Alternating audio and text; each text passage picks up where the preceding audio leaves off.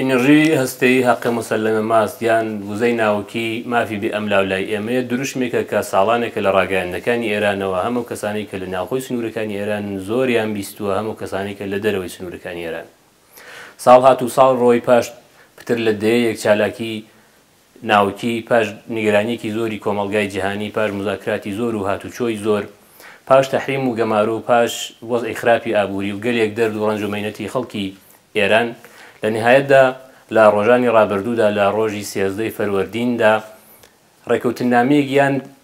یادداشتێکی تێگەیشتن دوای ئەو هەموو هاتوچۆ ئەو هەموو قسە و باسی کە لەسەر پرسی ناوکی لە ئێران لە نێوان ئێران و وڵاتانی دیکەدا هەبووە یادداشتنامەیەکی لێک تێگەیشتن وەک سەرەتایەک بۆ پرۆسەی ڕاوەستاندنی چالاکیە ناوکیەکانی کۆماری ئیسلامی لە لۆزانی سوئیس لە نێوان ئێران و وڵاتانی پێنجێدەیەکدا نووسرا و خوێندرایەوە و هەموو ڕاگەیاندنەکانی جیهانی لێ بە ئاگادار کرایەوە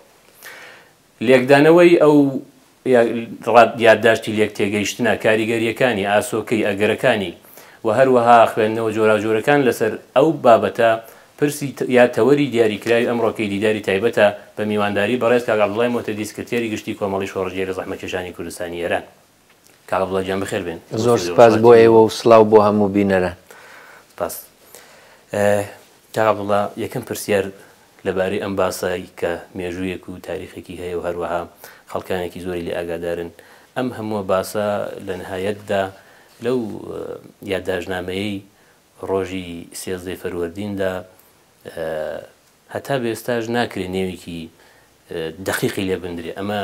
یەکێک دەڵێ لێک تێگەیشتنە یەکێک دەڵێ سەرەتایەکە یەکێک دەڵێ تەوافق و دەبێت بە تەوافق بە هەر حاڵ هەر لە پێشدا وەک پرسیاری سەرەتایی دەقیقەن خودی ئەوە لە گشتیەتدا چییە؟ ئەمە بۆ خۆی ڕێککەوتنامەیەک نییە ئەگە لەباری حقوقیەوە دەقیق بمانەوێ بڵێن چون هیچ سەنەدێک ئیمزا نەکراوە لەلایەن دوولایەنەوە ئیمزاکەی دەمێنێتەوە بۆ ئاخری مانگی ژوئەن پێم وایە دەکاتە دەی تیری ئێرانی دەی پوشپەڕی ئێرانی ئەو وەختە کە دەبێتە ڕێککەوتنامەیەکی لازم و ئیجرای حقوقی بۆ هەردووک لا دیارە ئیجراکەی زۆرتر بەلایەنی ئێرانیە دەبێت بەڕێوەی بەرێ بەڵام حاڵی حازر یادداشتنامەی لێک تێگەیشتنە بۆچی ئەو ناوەی لێیە ئێران دەیویست بە تایبەتی ڕۆژەکانی ئاخر نەیدەویست بەم جۆرە بێ کە ئێستا هەیە دەیویست تەنیا ڕاگەیاندنێکی ڕۆژنامەوانی بێ شتێکی گشتی بڵێن بۆی ئێران بۆ خۆی هەر تەفسیرێکی پێیخۆش بێ لی بکە بەڵام لە ڕۆژی ئاخردا ئەو جۆرەی کە ڕاگەیاندنەکانی ئەمریکا و میدیای ئەمریکایی دەڵێن شەوی ئاخر کە چەند سەعاتێکی ماوە بۆ تەوابوونی مۆڵەتەکە کە سیویەکی مارس بوو جۆن کێری لە کۆبوونەوەیکی ڤیدیۆ کۆنفرانسێکی داخراودا لەگەڵ ئۆباما و جۆ بایدن و تیمی شورای ئەمنیەتی میلی ئەمریکا قسە دەکا و پێیان دەڵێ وەخت نەماوە لەو چەند سەعاتە چی بکەین ئۆباما پێیان دەڵێ ئێوە گوێمەدەنە ئەوەی وەختەکە تەواو بۆ مۆڵەتی سیویەکی مارس درێژەی بدەن بە گفتوگۆکان بەڵام یەکشت بە ئێران بڵێن ئێمە ڕاگەیاندنی مەتبوعاتیمان قبوڵ نی یاس چوارچێوە جان ناوی ئەوەیە سەنەدەکەم چوارچێوەی ڕێککەوتن نامەکەی داهاتوو دیاری دەکات خودی ڕێککەوتن نامەکە نییە بە هەموو وردەکاریەوە بەڵام چوارچێوەی ڕێککەوتن نامە پارامترەکانی ڕێککەوتن نامەکە لێرە دیاری دەکرێت ئۆباما دەڵێ پێیان بڵێ بە ئێرانیەکان یا ئەوەی قبول دەکەن یامە دەچینە دەرێت لە گفتوگۆکەن و ئەوە ئێران ناچار دەکات دیارە خەبەر بە ئێرانیەکان دەدەنەوە و گۆیە ساڵحی کە زۆرتر باوەڕ پێکراوی خامنەئیە پێیان دەڵێ ئەمریکا لەوە زیاتر کۆتا نایە یا دەبێت بکشینەوە لە گفتوگۆکان یا دەبێت قبولیکەین و دیارە لە بەیتی ڕەهبەریەوە پێیان دەکوتری قبولیکەن بۆیە ئەمە چوارچێوەی ڕێککەوتن نامەکەی داهاتووە بەڵام بۆیش ئەو چوارچێوەیە دیاری کراوە و بۆی ئێران لە ئێستاوە متعاهید بێت لەو چوارچێوەیەدا ئەم سێمانگە گفتوگۆ دەکرێت سێمانجی داهاتوو و لەو چوارچێوەیەدا ڕێککەوتن نامەکە ورد دەکرێتەوە و دەقیق دەکرێتەوە نەک هەر جۆرێک بۆی پایبەندی ئێران لە ئێستاوە بەو چوارچێوەیە مسۆگەر بکرێت. ئەمە حدودەکەی دیاری کراوە. بەڵێ حدودەکەی دیاری کراوە. ئەو خوێندنەوەی کە ڕاگەیاندنەکانی کۆماری ئیسلامی دەیکەن لەو یادداشتە یا لەو چوارچێوەیە کە قرارە ببێتە تەوافقێکی گشتی لەگەڵ ئەو شتێک کە دنیا باسی دەکات جیاوازیەکی زۆری هەیە. دیارە لە سەرەتاکاندا کۆماری ئیسلامی زۆر بە سەرکەوتنی وەسف کردووە. بە هەر حاڵ چەندە سەرکەوتنە و چەندە ئێوە جیاوازی قایلن لە نێوان خوێندنەوەی ئێران و خوێندنەوەی باقی جیهاندا؟ دوو دەق بڵاو بوونەتەوە لەو تەفاهم نامەیە یا یادداشتی لێکتێگەیشتنە. دەقێکیان ئینگلیسیە، دەقێکیان فارسیە. سەرەتا ڕۆژی ئەوەڵ کەس پێی نەزانی، بەڵام زۆری پێ نەچوو کە تەردەستیەکانی کۆماری ئیسلامی ئێران ئاشکرا بوو و لە دووسێ لاوە تایبەت ئێرانیەکانەوانەی دەزانن بەراوردێکیان کرد لە نێوانە و دوانەدا و هەندێک جیاوازیان دەستنیشان کرد. من وەکو کەسێکی کە بۆ خۆم سەرنجم داوەتە ئەو گفتوگۆیانە و ئاکامەکانی و ئەوانە سەرنجم ڕاکێشرا و ئەگە بۆ خۆشم تمەشام کرد دەقەکان بەڕاستی جیاوازی زۆر گەورە هەیە. بۆ نمونە منەوەی لەو حەدەدا کە من پەیدا چوومەوە مقایسەم کردو ئەوەی خەڵک نووسیوێتی سەرنجی منی ڕاکێشا جیاوازیەکانیان خستۆتە دەر 15 برگە یان نیوە برگە کارکەم چەندێڕن 15 ئاوا هەیە یا لە دەقە فارسیەکەدا هەیە ئێرانیەکان بخوان نووسیویانە جەماعەتی جمهوری ئیسلامی هەر ئەسڵا وەلا قەتحا لە ئینگلیسیەکەیدا نییە شتیوان نیە یا لە ئینگلیسیەکەیدا هەیە ئەوان تەرجەمایان نەکردوەوە 15 برگە 15 پاراگراف و نیو پاراگراف هەیە کە یا لە ئینگلیسیەکەیدا هەیە ئەوانە تەرجەمان نەکردوەوە بە خەڵکیان ڕانەگەیاندووە یاخود شتێکیان نووسیوە ئەسڵەن لە دەقەکە ئینگلیسیەکەدا نییە. نازانم لە قسەی شفاهیدا لە نێو خۆیان قسەی لێکرابێیانە، بەڵام دەقەکە مەبنایە ئەو لەویشدا شتی ئاوای تێدا نیە. زۆر جا لە وردەکاریانە زۆرن. مەسەلەن بۆ نمونە دەتوانم ئاماژە بەوە بکەم.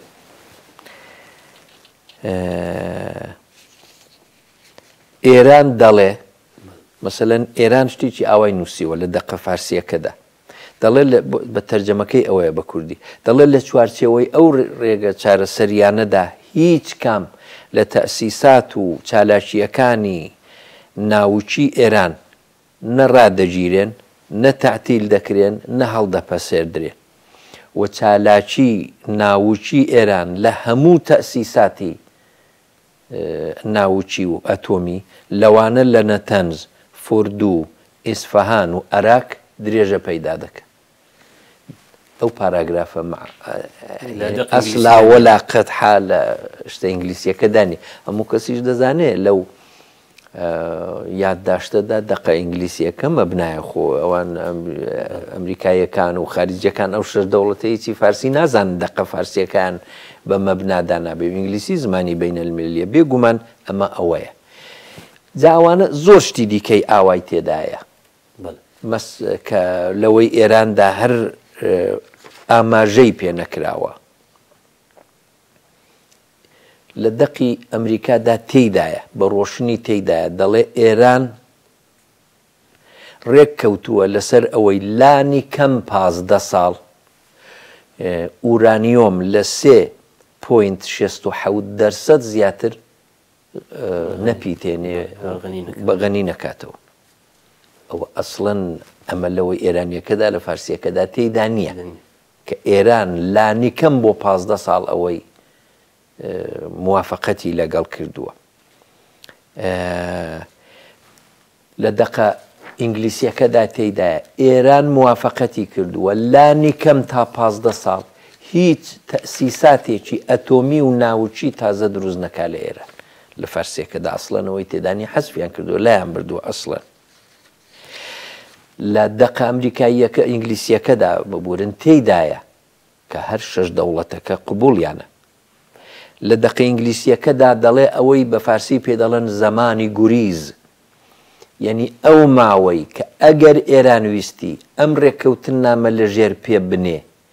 بیەوێ بۆمی ئەتۆم دروستکە چەندەی زەمان پێویستە. ئێستا بە گوێرەی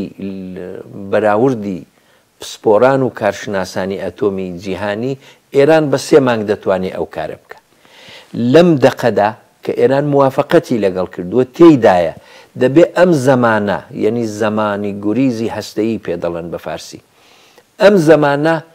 ببێت بگاتە 1 ساڵ، یعنی ئەگەر ویستیشی 1 ساڵ نەتوانێت دروستیکە. ئەسڵەنەوەیان لە فارسیەکەدا تەرجەمە نەکردوتەوە، تێیدا نییە. زۆری شتی ئاوا هەیە.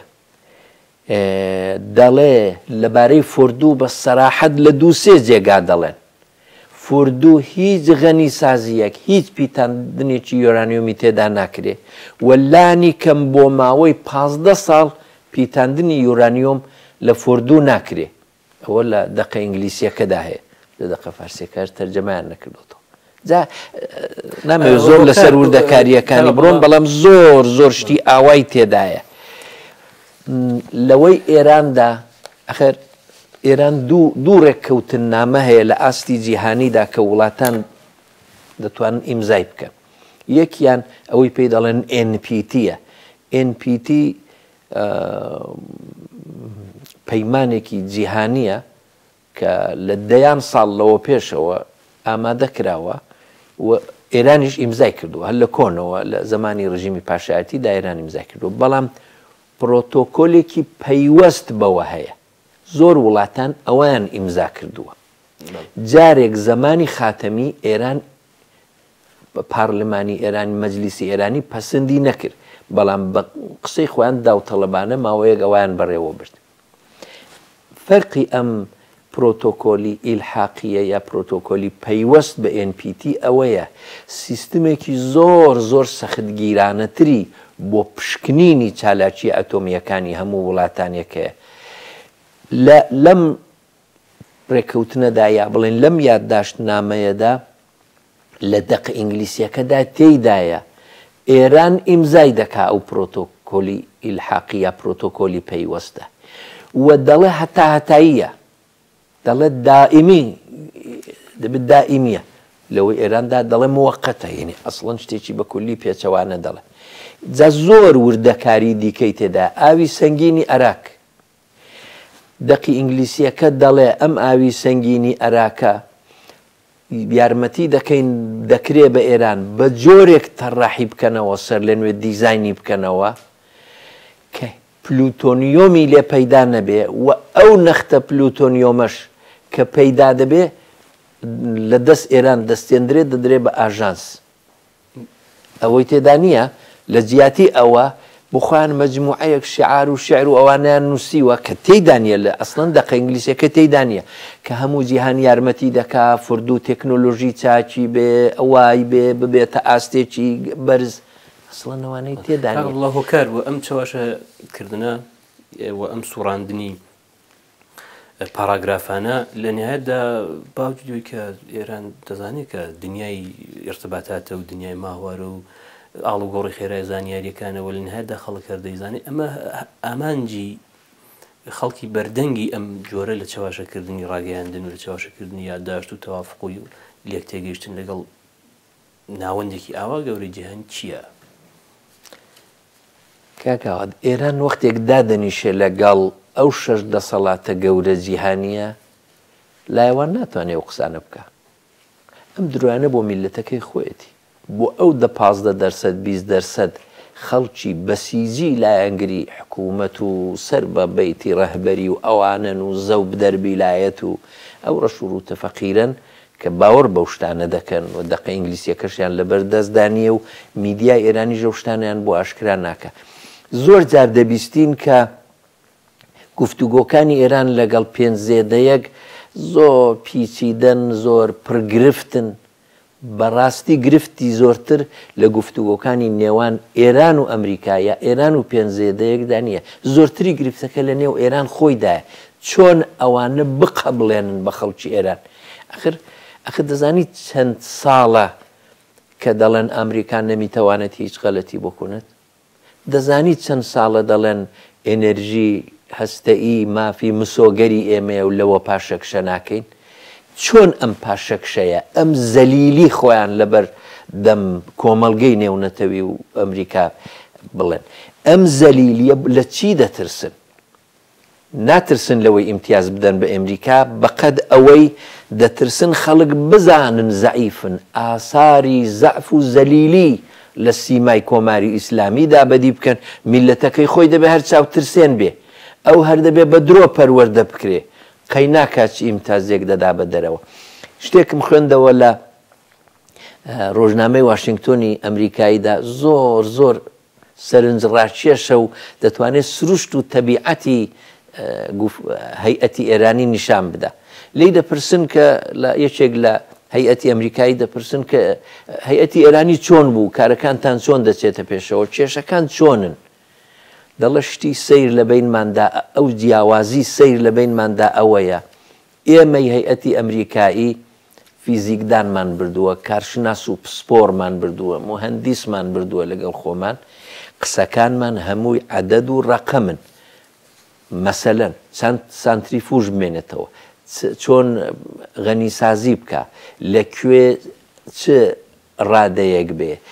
یعنی هەمووی بە عەدەد و ڕەقەم و قسەی کارشناسی دەکەین ئێرانیەکان قسەکانیان هەموویەوە ئاخگەرەوە بکەین ئابرومان دەچێت فیسارەشتە بکەین ئابرومان دەچێت لە مزاکراتدا یەنی ئێران بە فکری ئەوەن ڕنگدانەوە و دەنگدانەوەی لە نێو خودی میلەت چۆنە لە ئێران لە نێو جەماوەری خەڵکی ئێران چۆنە و دەترسن بە زەعف لە قەڵەم بدرێت کە لە ڕاستیشدا زەعفە دەترسن خەڵک ئەوە پێ بزانن هەموو ئەو درۆیانە لە پێناو ئەوەیە تەنها چێ ئەو مەتنە فارسیە سبەینێ ئەگەر دانیشتنەوە بۆ گفتوگۆکان چێ ئەو دەقە فارسیە دەخاتە بەردەمی و قسەی لەسەر بکە خۆ معلومە لەسەر دەقەی ئینگلیسیەکە قسە دەکەن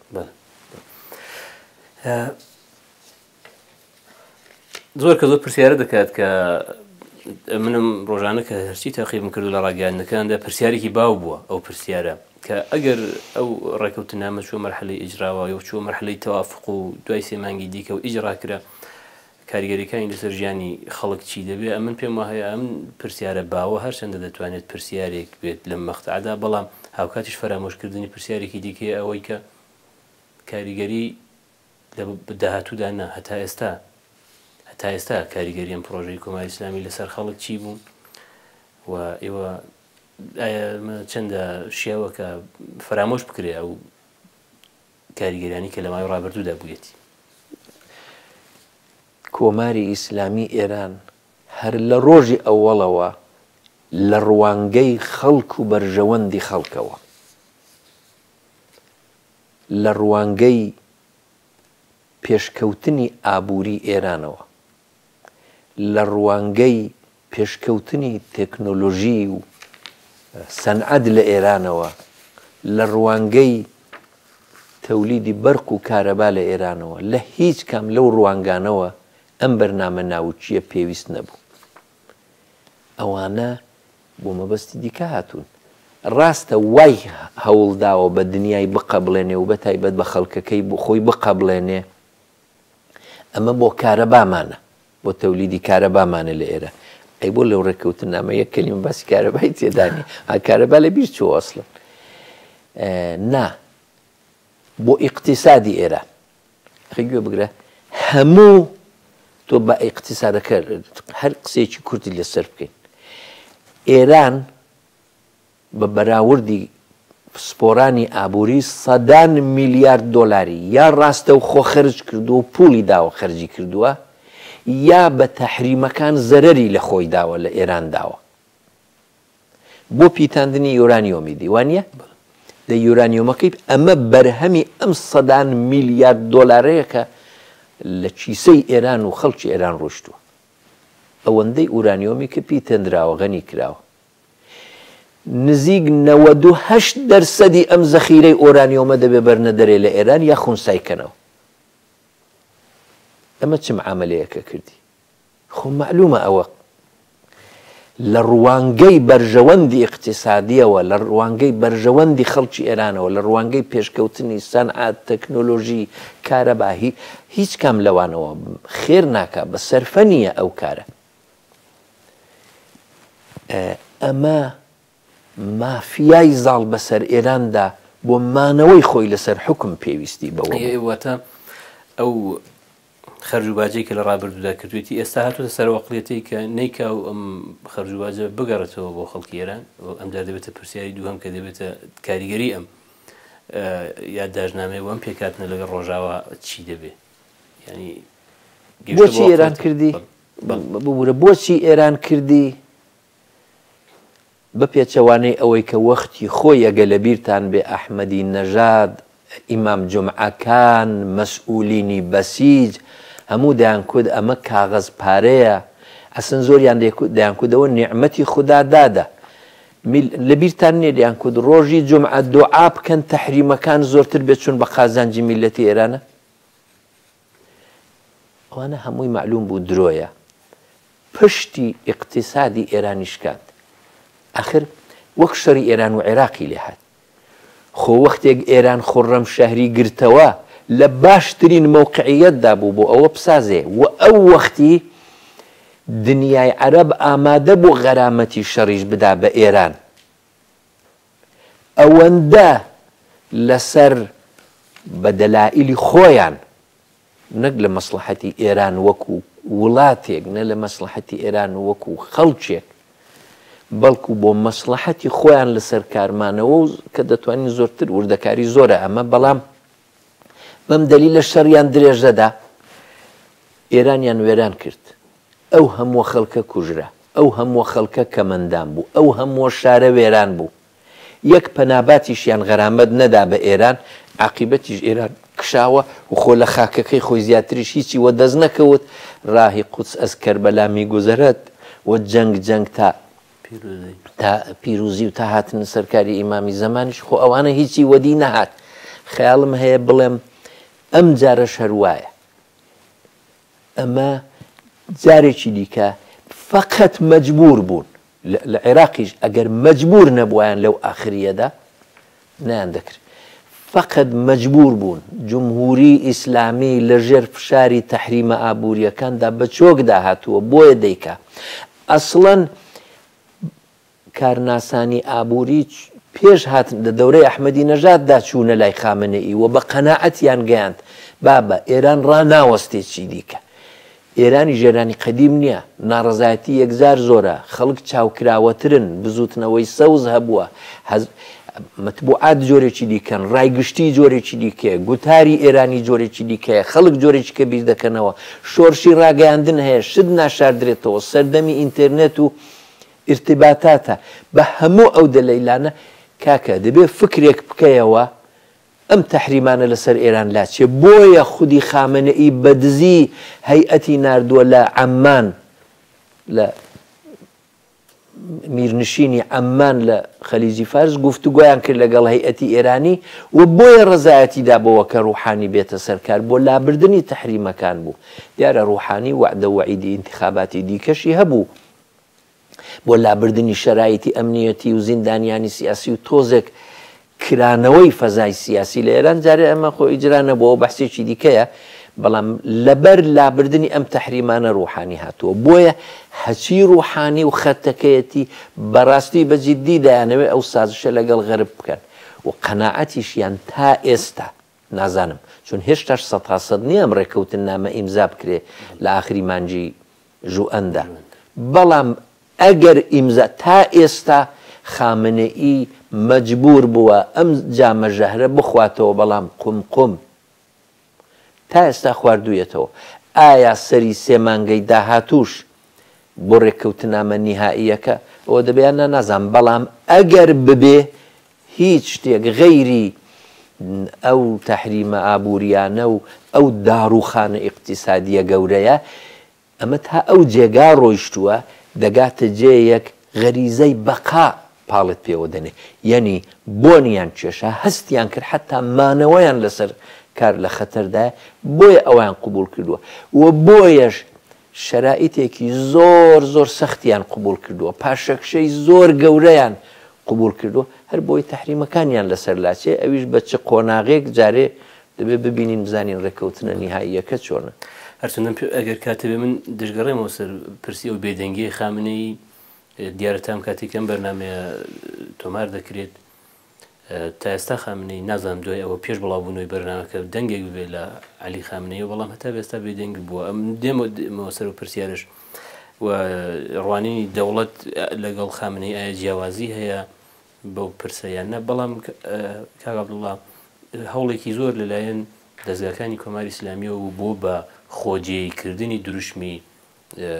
وزەی ناوکی لە نێو خەڵکداوە بیکە بە چەشنێک لە چەشنەکان بەخواستی گەلانی ئێران نیشانەکان هەتا ماوەی ڕابردوو ئەمەی پێدەکوتین کە ئێران سەرکەوتوو نەبوو ئەم شعارە هەرچەندە لە تریبونەکان و زۆر دەکوترێ بەڵام مەحدودە بە ناوخۆی دەسەڵات لە پاش خوێندنەوەی داژنامەکەی لۆزانەوە لە خیابانەکانی ئێران و لە هەندێک شوێن چەشنێک لە خۆشحاڵی دەربڕین بەنسبەت ئەم یادداشتنامەوە بوو بە موازاتی ئەوەی کە بەردەوام ڕاگەیاندەکانی کۆماری ئیسلامی باس سەرکەوتنیان دەکرد ئەیا من نیشانەوەی کە خەڵکی ئێرانم پرسیان بەهی خۆیان دەزانی جیاوازی لە نێوان ڕەفتاری خەڵک و حکوومەت بەنسبەت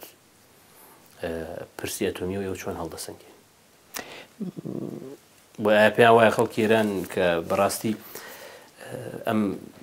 پرۆسەیە گەراوە بڕاتە پێشەوە لەسەر ژیانی اقتصادی و ئابووری و سیاسی و کۆمەڵایەتیوان تەسیری دەبێت تەوقع و چاوەڕوانی خەڵکەوەیە ئەمن پێم وایە خۆشحاڵیەکی خەڵک یا جا جەماعەتی چەند هاتنە دەرێ بێزگە لەوانە ئەوەی لە ماڵی خۆشی دانیشتۆی خۆپیشاندانێکی نەکرد ڕەنگ بێ خەڵک پێیان خۆش بێ بەو حیسابەی پێیان وابێ کە گرانی کەم دەبێتەوە کار زۆر دەبێ وەزعی اقتصادی ئێران چاتر دەبێ ئەمن ئەوە بە تەئید و پشتیوانی لە دەسەڵاتی کۆماری ئیسلامی نازانم ئەوە خۆشحاڵیە لەوەی کۆماری ئیسلامی دەستی لە یەکێک لە سیاسەتەکانی خۆی هەڵگرتووە ئەوە بە تەئیدی جمهوری ئیسلامی دەزانم کە بێن مەسەلەن لە خەتی مذاکراتی نەوعی سعیدی جەلیلی پشتیوانی بکەن چون خامنەی مەگەرەوە خەتی نەبوو مەگە نەیکوت خەتی ئەحمەدی نەژاد بە من نزیکترە تا ڕەفسەنجانی مەگەر سعیدی جەلیلی کاندیدای خۆی نەبوو بەڵام نائیلاج دەستی لێ هەڵگر بۆی ئەو سازشە ئەتۆمیە بکرێ ڕوحانی قبول کرد بێتە سەرکار کەوابێ بە دەست هەڵگرتن لە بەشێک لە سیاست کە بۆ ئێران زۆریش مهم و میحوەری بوو دەست هەڵگرتن لەم سیاسەتەیە لە ڕاستیدا کە خەڵک ئەگەر موافق بن لەگەڵ ئەمەی موافقن و ئەو حتا دەتوانێت ئەمڕۆ جمهوری ئیسلامی هیچ ناڵێ بەڵام بۆی جێی نیگەرانیە ئەو نەوع خۆشحاڵیە یا ئەو نەوع ڕزایەتە چون ئەمە وا بیر دەکەنەوە و ڕەنگ بێ ڕاستیش بیر بکەنەوە دەڵێن سەرەتایە کە بۆ ئەوەی چەکی دژایەتی ئەمریکا لە دەست کۆماری ئیسلامی بستێنرێتەوە ئێوە دەزانن چەند ساڵە بەم چەکە کۆماری ئیسلامی ئێران کۆمەڵانی خەڵکی لە زنجیری ئیستیبداددا ڕاگرتووە بوو نەیهێشتۆ دەرباز واتە خۆشحاڵی خەڵک لە جێگای خۆی دێ مشکیلەکە دەزانین لە چیدایە نیەتی خەڵک لەو خۆشحاڵیە لەگەڵ واقعیەتەکەی دەتوانێت تۆزێک جیاواز بێ ئەمن پێم وایە خەڵک بۆیە خۆشحاڵی دەکەن جا چاچی تێگەیشت بنیابەتەوە هومەوە بیکەن ئەوان بۆیە دەیکەن کە پێیان وایە جمهوری ئیسلامی لە دوژمنایەتی لەگەڵ ئەمریکا دەسەڵ دەگرێ خەڵک نەفەسێکی ڕاحەتتر دەچێت لە چەقی لە حنەتات دەرەوە بەوەی دەزانن مشکل ئەوەیە کە پێم وایە دواهاتوو ئەوە نیشانی دەدا یەکەم تەحریمەکان بەو هاسانیە هەڵناگیرن و قۆناغ بە قۆناغ دەبن و دووەم کە تەحریمەکانیش هەڵگیرا و کە ئەگەر ئێرانی مزایکە هەر هەڵدەگرن و لەسەری و حتمما پوڵ و بودجێکی زۆر دێتە دەست دەوڵەتی ئێرانەوە بەڵام ئەو بودجەش ئاخر سەرف ناکرێ چونکە لە ئێرانیش کێشەیە یعنی پێم وایە دووسێ ئاکامی گەورەی دەبێ ئەم ڕێککەوتنە بێزگەلەوەی خەڵکانێک دێنی خسەر خیابانیان نێنی لە ماڵی خۆشیان بڵێن ئەو خەیش بە دەستی هەڵگرلەوە. یەکێک لە ئاکامەکانی بە بڕوای من ئەوە دەبێ ململانەی نێو دەسەڵات زیاد دەکا کەمی ناکە. باشە ئایا ئێمە لە نێوخواندا وا دەڵێن ئایا ئێمەی کۆماری ئیسلامی لەسەر مەسلەی ئەتۆمی و ناوچی لەگەڵ ئەمریکا سازاوینیا لەگەڵ هەموو شتێک هەچی سوپای پاسدارانە هەچی ئیتلاعاتی سوپای پاسداران و دەستگاهای ئەمنیەتین هەچی جەماعەتی توندڕەوە کە خودی خامنەیشان هەمیشە لەگەڵ بووە تا ئێستا ئەمانە دەڵێن کاکە گیان لە مەسلەی ئەتۆمیدا ئێمە کۆتا هاتوین ئەخ بۆ لە مەسلەی هەوڵە ناوچەی یەکانمان کۆتا بین بۆ لە دژایەتی ئەمریکا لە مەیدانەکانی دیکە کۆتا بین بە پێچەوانە و بودجەیەکیش کە وەری دەگرن دەڵن کاکە دەبێت سەرفی ئەوە کرێ ئەخێمە پوڵی کافیمان پێ نەدراوە بە حیزبوڵڵا نەمانتوانیەوە چاک لە سووریا فلان بکەین موشەکای بالیستیکمان چاک ئێمە نەکردووە ئەتۆمەکەمان بەڵێ ئیمزا کردو ئەوانەمان نەکردو هەچی ڕوحانی و لایەنی دەوڵەتن دەڵێن کاکە گیان تۆ سوخەنمانیەکەی ڕوحانی دیقەت بکە دەڵێ ئێمە نەکدە تەنیا دەمانەوێ مەسلەی ئەتۆمی چارەسەر بکەین و گرفتی ئەتۆمی چارەسەر بکەین دەمانەوێت ئەو دەوڵەتانەی لەگەڵیان دوژمن بین لەگەڵیان ئاشت بینەوە کەوابێ دوو سیاست یعنی ئایا ئەمە ئاشبوونەوەیکی گشتیە یا تەنها مەسلەی ئەتۆمیە دەبێتە مەوزوعی چالاکی نێوانیە ئەنی ململانەی نێوانیان ببورن دقیقەن هەرو پرسیارە ئایا پەتاوانی ئەو ڕێککەوتنامەیە یا ئەو لێک تێگەیشتنە یا ڕێککەوتنامی کە بە قەرارێ لە داهاتوودا بکرێت بەشێکی لەسەر پرسە سیاسیەکانی ناوچەکە بوو بێت چونکە وەک خۆتان باستان کرد حەسەنی ڕوحانی لە لێدوانەکەی داوای کوت کە مشخصیشە وڵاتانی کە لەگەڵ ئێران ناکۆکیان هەیە وەجێی مەبەستی حەسەنی ڕوحانی مشخصە چێن جێگای ناکۆکی ئیسرائیلە ئەمریکایە وڵاتانی عەرەبیە یعنی ئەو استعداد لە کۆماری ئیسلامیدا هەیە و ئەگەر و ئیمکانی ئەوە هەیە کە ئەو ڕێککەوتنامەیە بەشێکی مەربوط بووبێ بە سیاسەتی ناوچەیی و سیاسەتی خارجی ئێران و ئەو ئاسۆیە هەیە بۆ پێکاتنی ئێران لەگەڵ لە بوارەکانی دیکەژدا لەگەڵ ئەو دەوڵەتانە بەتایبەت ئەخر هەر وەک عەرزم کردی پێم وایە خودی ئەمە کە دەبێت سیاسەتی داهاتووی ئێران استراتێژی داهاتووی ئێرانی کۆماری ئیسلامی ڕژیمی ئێران چی بێ ئەوە دەبێتە مەوزوعی کێشە بۆ خۆیان لە نێو خۆیاندا ئەمن پێم وایە دوو بەرهەمی گەورەی ئەم ڕێککەوتنە ئەگەر سەر بگرێ یەکیان زیادبوونی ململانەی ناوخۆئیە لەسەرەوەی ئێران بەکام مەسیردا بڕوە و دووهەم تەشەتوت و سەر لێشێوانی ئیدئۆلۆژیکە لە نێوەیانیاندا ئەخر خەڵک بەوە تەغزیە کراون 36 ساڵە بەو دژایەتی لەگەڵ ئەمریکا گەوردەوردە خاو بنەوە لەگەڵی ئەمە تەشەتوتی ئیدئۆلۆژیک و فیکری لە نێویاندا ئیجاد دەکا سەر لێشێوانی فیکری ئیجاد دەکا نائومێدی و ئیحساسی پاشەکشە ئیحساسی ئەوەی کە وەکو ڕوخانی ئیتحادی شوورەوی لێدێ کە ئەسەن ئیدئۆلۆژیە زاڵەکە تازە کەس خۆی نەدەکرد بە خاوەنی ئەم ئیدئۆلۆژی دژمنایەتی ئەمریکا کە ئیدئۆلۆژی زاڵ بووە بێقەدر دەبێت لە ئێران ئەگەر بەو ڕێگایەدا بڕۆن ئەگەر بەو ڕێگایەدا بڕۆن کە ڕوحانی دەڵێ ئەوە بێقەدر دەبێ بێناز دەبێ کەس خۆی ناکاتە خاوەنی ئەسقەزا دەبێتە مسابقە لەسەر ئەوەی چێت کەمتر دوژمنی ئەمریکایە دەی ئەمە ئەگە ئەمەت کرد موشکی بالیستیک بۆ دروست دەکەی ئەخر ئەگە تۆ بتەوێ هەر وەکو لە بواری ئەتۆمیدا لابردنی تەحریمەکان بە قیمەتی پاشەکشەیەکی گەورە لە بواری ئەتۆمیدا بەدەستهات لە بواری بەرنامە ئەتۆمیەکاندا بەدەستهێنانی دۆستایەتی و نزیکایەتی لەگەڵ ئەمریکا کە ئەسڵەن سادەنی ئەو کارە بەڵام ئەگەر بیانەوێ لە بواریەکانی دیکەشدا لە بواری سیاسەتی ناوچەی و جیهانیشدا ڕێککەوتنێک ببێ ڕێککەوتن لەو بوارەشدا بە قیمەتی پاشەکشەی گەورە لە سیاسەتە ناوچەی و جیهانیەکان دەبێت بێ ناتوانن تازە حوسیەکانی یەمەن پولی هەواییان بۆ بەستن چەکیان بۆ بنێرن ناتوانن تازە دەیان هەزار موشک بدەن بە حیزبوڵڵا ئیسرائیل هەڕەشە لێ بکە ناتوانن بە عەرەبستان بڵێن دەبێ ئالی سعود بگۆڕێ و ڕژیمەکەی بگۆڕێ وەکە پادشای پێشووی عەرەبستان مرد لە خوتبەی نوێژی جومعەدا تەبریک و شادی پێوە بکەن دەبێ ئەوانە هەموو بگۆڕن دەبێت دەست لە بەشار ئەسەد لە سووریا هەڵگرن جۆرێک ڕێگە حەلی دیکە لە سووریە بێتە ئاراوە ناتوانن ئەو هەموو داڵدەی تێرۆریزم بدەن و لە دنیا هەر ڕۆژە بۆمێک لە دنیا بتەقێننەوە دیقەت بکەن هەر وەکو چۆن لابردنی تەحریمە ئابوووریەکان ئەویش ئەو بەشەی بە پەروەندەی ئەتۆمی مەربوتە بە قیمەتی پاشەکشەی ئەتۆمی بوو سازان لە بواری ناوچەی جیهانیشدا بە قیمەتی پاشەکشەی گەورە و بەرچاو لە ئەم بواری سیاسەتی ناوچەی جیهانیان تەنها دەتوانێت بەدەست بێ ئەمە بڵێ سوپای پاسداران بیکە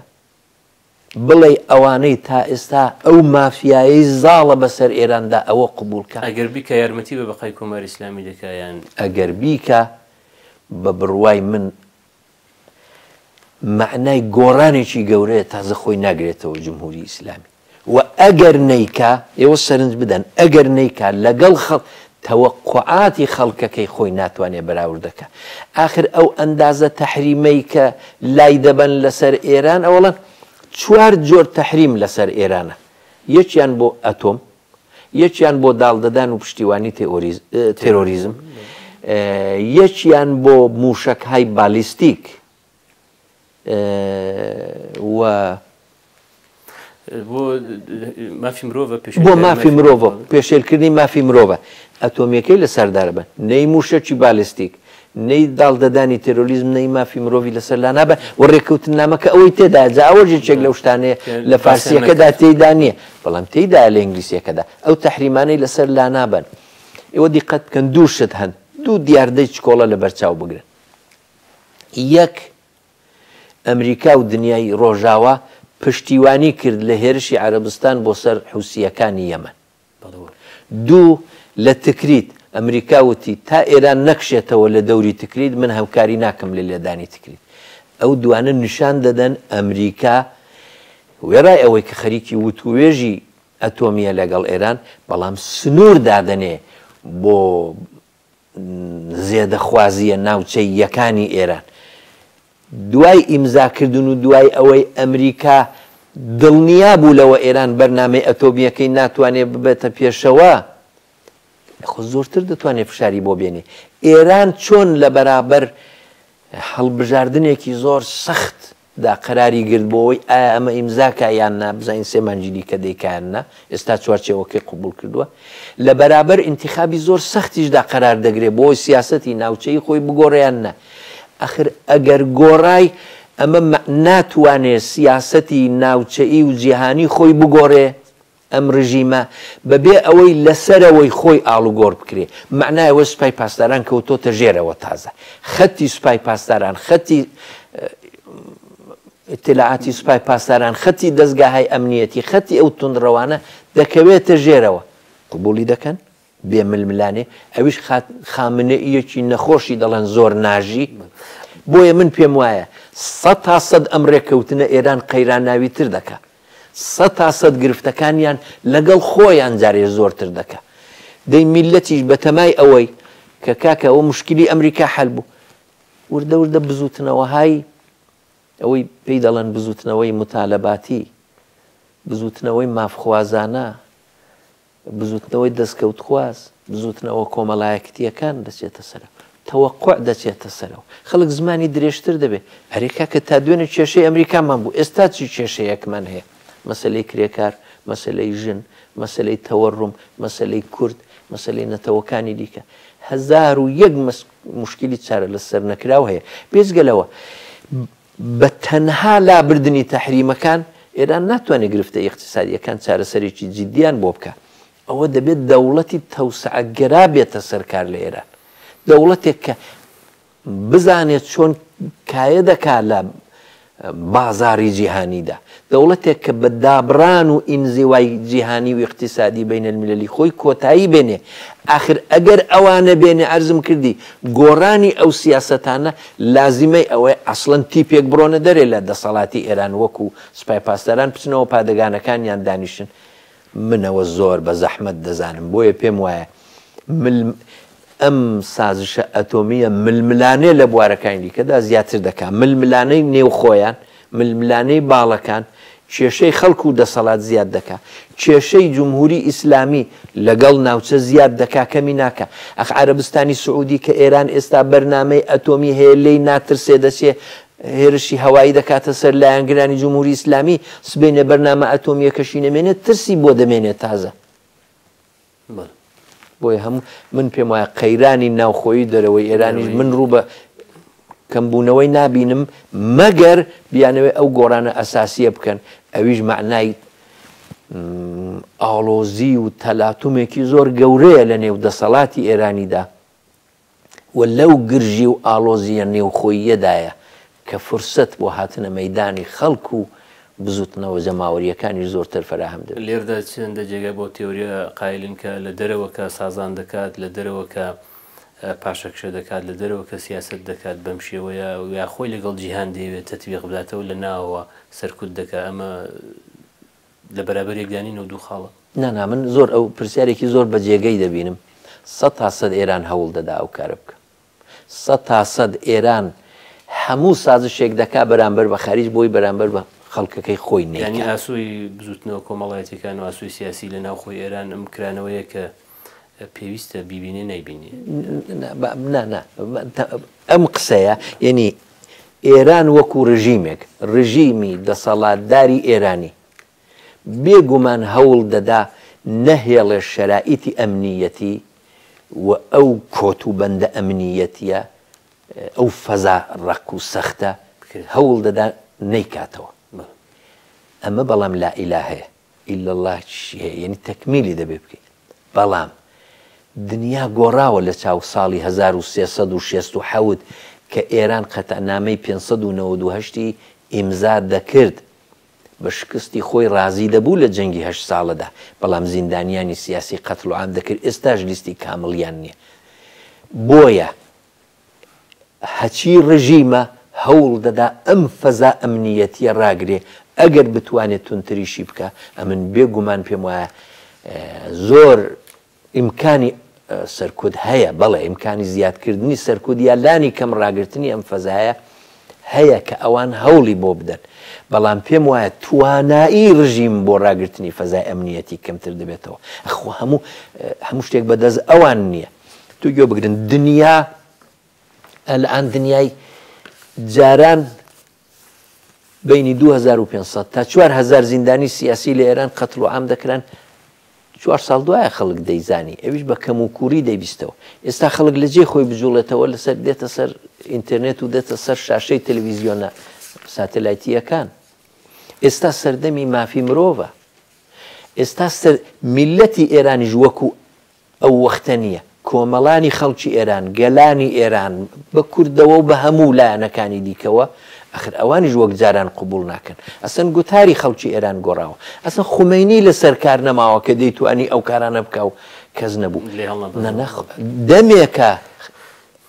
ئایەتوڵا خامنەی فەسل الخیتاب نەماوە لەبەرەوە بەڵێ ئێرانی ڕژیمی ئێران بە هەموو توانای هەوڵ دەدا فەزای ئەمنیەتی ڕاگرێ و کەس سەری نەفەسی هەڵ ناوێ بەڵام زۆر زۆر بۆی سەختترە تا 20-25 ساڵەوە پێش دنیا ئەو جۆرە نەماوە مافی مرۆڤ لە دنیا ئەو جۆرە نەماوە بۆ حسابە من دەتوانم ماوەڵێم کە ئێوە بەم پاشەکشە و شکستی ئێران لە بواری سیاسەتی ناوکیدا و سیاسەتی دەرەکیدا ئێوە خۆشببینن بە داهاتووی پرۆسەی دموکراسی و پرۆسەی سیاسی لە ئێران و بزوتنەوە کۆمەڵایەتیەکان لە هەموو چەشنەکانی و هەروەها پرۆسەی بزوتنەوەی کوردی ڕۆژهەڵات ئێوە خۆشببینترن لە پێشەوە ڕاگەیاندنە یان لە پێش ئەو یادداژنامەیە یان منفیتر شتەکە دەبین ئەم ڕاگەیاندنە پاشەکشەیەکی گەورەی کۆماری ئیسلامیە وەکو ڕژیم وەکو دەسەڵات بەرامبەر بە نارانی خارجی خۆی هەوڵ دەدا ئەمە ململانەیە ئەمە خەباتە ببورن ئاوا دەڵم بەڵام ئەمە زەردەلوبیا گەلوونیە ئەو هەوڵ دەدا فەزای ئەمنیەتی ڕاگرێ و ئەگە بۆی کرا سەرکوتی زیاتری لە جاران بکە ئیتر فری و درۆژکە کەس دەستی پێ لەوان پێڵ ناگیرێ دەستی ئەوانی پێڵ ناگیرێ بەڵام بەستراوەتەوە بەوە ئەوان دموکراسی نادەن ئەم ڕێککەوتنە ئەم ئەگەر ڕێککەوتنی نهائیش بێ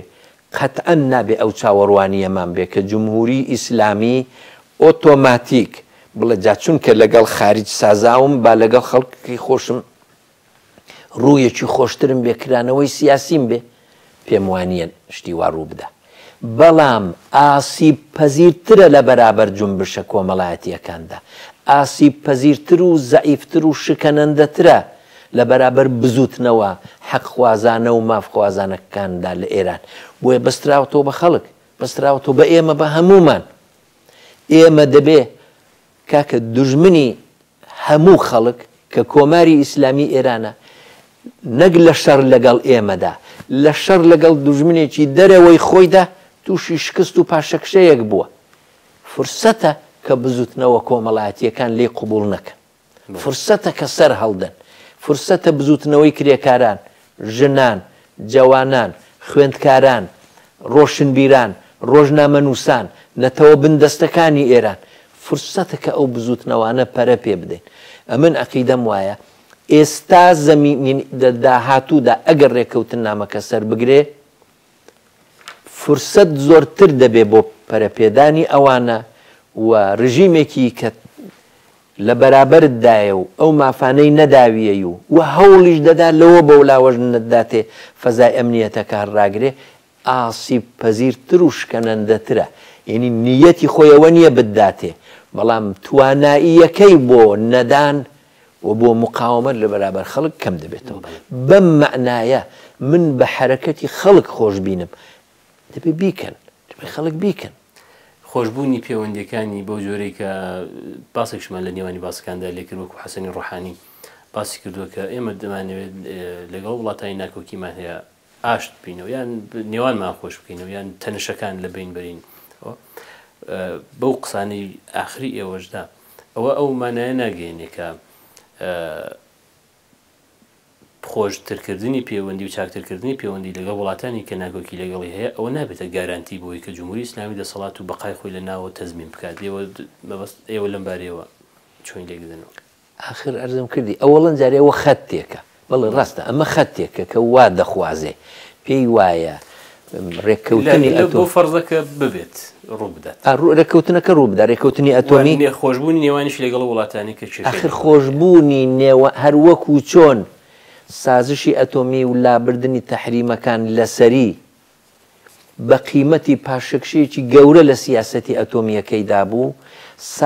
سازش لەگەڵ ناوچە و جیهانیش بە قیمەتی پاشەکشەیەکی گەورە لە سیاسەتە ناوچەی و جیهانیەکانی ئەم کۆماری ئیسلامیەدا دەتوانێت سەر بگرێت ئاوا نابێ بڵەن بارەقەڵڵا جمهوری ئیسلامی لە بواری ئەتۆمیدا سازشی لەگەڵ کردین کەیفی خۆیەتی تازە لەگەڵ حەماس و حیزب الله و سووریە و لوبنان و عێراق و تێرۆریزم چ دەکا بابیکە نا دەڵێن چۆن سازشی ئەتۆمیت کرد پاشەکشەت کرد لێمان قوبول کردی 90% تۆ پاشەکشەت کرد 10% ژێمە تەحریمەکانمان لەسەر لابردی ئەگەر دەتەوێ بێ خانەوادەی میلەتان و وڵاتانی دنیا ئەگەر دەتەوێ یاسای نێونەتەوەی ڕعایەتکەی کاکەگیان لەوە دەبێت ئەم پاشەکشانش بکەیت ئەخە ناتوانێت هێندە موشک بدا بە حیزب الله ناتوانێت سوپای پاسداران بنێرێتە سووریە پشتیوانی لە بەشار ئەسەد بکەن ناتوانێت سوپای پاسداران لە عێراق و ئەم لاولا بێ بە معنای پاشەکشەیەکی گەورە دەبێت بۆ کۆماری ئیسلامی ئەم پاشەکشەیە گەورەیە گەورەترین فرسەت دەخۆڵقێنێ بۆ بزوتنەوەی ناوخۆی لە ئێران ناوخۆی لە ئێران بەڵێ جۆرێکی دیکەی من لەوانەیە پرسیارەکانی کۆتاییشم بە بەنسبەت کاتەکەەوە جۆرێکی دیکەی من پرسیارەکە من ئاراسی بەڕێستان بکەم خۆشترکردنی نێوانی کۆماری ئیسلامی لەگەڵ ناوخۆ لەو فەرزەدا کە دیارە ئەوە بە قەولی ئێوەش فرموتان شتێکی ئاسان نییە بەڵام خۆشترکردنی نێوان لەگەڵ وڵاتانی دەرەوە ڕۆژاوە ئەمریکا وروپا یانیها تا ڕادێکیش گارانتی بۆ سەرمایه‌های خارجی بوژانەوەی ژێرخانە ئابوووریەکان لە ناوخۆی ئێران کرانەوەی خەتی تجارەت و بازرگانی لەگەڵ وڵاتان کرانەوەی بە خەتی بەرهەمێنان تەولید لە ناوخۆی ئێران ئەمەش یانیها بوژانەوەی اقتصادی ئێران دەتوانین ئاوا لەوانەیە ئەمریکا لە خوێندنەوەکان بێت کە ئەم بوژانەوەیە ئەگەر ڕوو بدات باعث دەبێت ناڕەزایەتی ناوخۆ دابەزێت بە دەرنەتیجە جمهوری ئیسلامی بتوانێت ئاسانتر درێژە بە بەقای خۆی بدات ئەگەر ئەم شتانە بکرێت بە فەرز کە معنایەوەیە ئەوەڵەن ئەرزم کردی بەبێ تەغییری ئاوا بڵێن بەبێ تەغییری تەرکیبی حاکمیەت بەبێ پاشەکشەکردنێکی پێکردنێکی جددی و پەراوێزخستنێکی جددی سوپای پاسداران و دەستگاهای ئەمنیەتی و سەرکوبگەر ئەم تەحەولە ئەنجام ناگرێت. یعنی ئەم ئاڵوگۆڕە حتمما منجەر بە تەغییرات بەبێ تەغییراتی نێوخۆی ئەنجام ناگرێت چون لایەنێک کە مافیای دەسەڵاتدارە نایڵێ ئەنجام بگرێت و بە حاسانیش لە مەیدان ناچێتە دەرێ. ئەمە یەک کەوا بە یەک ئەو تەغییرە لەسەرەوە ئیجاد دەکات. دووەمیش ئەگەر بە فەرز بڵێن شتێکی ئاوایە ئەمە لە بارترین زەمینە بۆ سەرهەڵدانی بزوتنەوەکان لە ئێران و لەوانە بە تایبەتی کورد فراهەم دەکات. یعنی من پێم وایە دوو سێناریۆ نیهایەتەن بۆ ئێران هەیە. جارە یەکەمیانەوەی ئیمزایکەن یان نەیکەن. ئەگەر نەیکەن دنیا دەبێتە دوژمنی و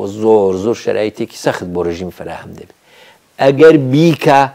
ئایا فقط ئەتۆمی دەکا یا باقی شتەکانی دیکەی وەلی ئەگەر بە فەرزیش ئەم سازشەی کرد لە بوارەکانی دیکەشدا هەمووی پاشەکشەی کرد دەستی لە هەموو سیاسەتەکانی خۆی هەڵگرت ئەخر ئەوە ئیتر وەک فارزەڵە پاشمەشمیریزێ ئەخر شیرە بی یاڵ و دۆم و ئشکەمە لە دەسەڵاتی ئەم نظامە و ئەم ئیدۆلۆژیە شتێک نامێنێتەوە لە بەرچاوی خەڵکەکەی خۆی زەعیف و بێت دەسەڵات دەبێت. ئەمە لە بارترین شەرائیت بۆ سەرهەڵدانی بزوتنەوەکان و لەوانە بۆ مافخوازینەتەوەی کورد لە کوردستانی ڕۆژهەڵات فراهەم دەکات. من هیچ نیگەرانیەکم نییە بەڵام پێم وایە بەو هاسانیە نییە. پێم وایە ململانیەکانی خۆیان زۆر پڕ لە تەنش دەبێت بۆ هاسانیە من نایبێت. سپاسان دەکەم کاک بڵێ بەڵام کۆتایی پرسیارم ئەوەیە ئەمڕۆکە ڕۆژی دووشەممەیە ئەگەر هەڵام نەکردوێت شەشی مانگی چوارەکە ئێمە بەرنمەیە تۆمار دەکەین پێتان وایە تا ئێستا خامنەی بۆچی بێدەنگ بووە و هیچ دەنگی لێوە نایە سەبارەت بەم پاشەکشەیە بەم یادداشتی لێکتێگەشتنەوە دوایین پرسیارمە. هەرچەند هەموو سەرەپەتەکانی سیاسەتی خارجی نهایەتەن بەدەست ئەوە و پرسیان بەو کردووە و بێگومان ڕزایەتی ئەوی یعنی ڕزایەتی ناعیلاجانەی ئەوی لەسەر بووە بۆ ئەو ڕێککەوتنەی تا ئێستا کردویانە بەڵام جارێ پێی زووە حتمما نەزانم بۆچی وا دەکا بەڵام ڕەنگە جارێ پێی زوو بێ بۆ خۆی هەڵوێستێکی هەبێ چ پەلەیەکی هەیە ئەو جارێکارەکان بەدەستی ئەنجام دەگرێت بێگومان لەگەڵ فەرماندەهانی پاسداران لەگەڵ دەستگاهی ئەمنیەتی لەگەڵ ئابووری ناسان لەگەڵ کارشناسانی خۆیان قسە دەکەن. من ئاوای دەبینم نایەوێت زۆر خۆی ناتوانێت بڵێن نا بڵێ ئاش زۆر بە سازشکار لە بەرابەر ئەمریکادا لە قەڵەم دەدرێت نایەوێت ئەو حاڵەتە بۆ خۆی پێک بێنێ بۆ خۆی تەییدی کردوون بەڵام ئەگەر جنێ و قسەکان دەدەن تونندڕەوەکان بە زەریف و ڕوحانی و ئەوانەی بدەن بۆ خۆی جارێ مەسئولیت وەرگری ڕەنگ بێ ئاوا بێ نازانم. بەڵێ کاڵڵا زۆر سپاسان دەکەم بۆ بەشداریتان لەم دیدار تایبەتەدا هیوادارەکانی تایبەتی داهاتوو ژایمە بتوانین لە شوڕەوە و لەو لێکدانەوەکانی بەڕێستان ئێمە بێبەش نەبین. سپاس بۆ ئێوە لە خزمەتتاندا دەبم بۆ داهاتوش. زۆر سپاس. بینەرانی بەڕێز بەم شێوازاتی نەکۆتایی ئەم دیداری تایبەتەش بۆ شوڕەوە و لێکدانەوەی ئەو یادداشتی لێک تێگەیشتنەی ئێران و وڵاتانی ڕۆژاوایی و هەڵسەنگاندنی لە بوارە جۆراجۆرەکان و هەرچەندە کە من دڵنیام ئەو پرسە باسی زیاتر هەڵدەگرێت بەڵام ئێمەش کاتەکانمان مەحدودیەکی هەیە و لە شوێنێکدا سنووری هەیە و دیاری کراوە. تا دیدارێکی تر لە هەر کوێی جیهان ئێران کوردستان هەن شاد کامەران سەرفەراز بن.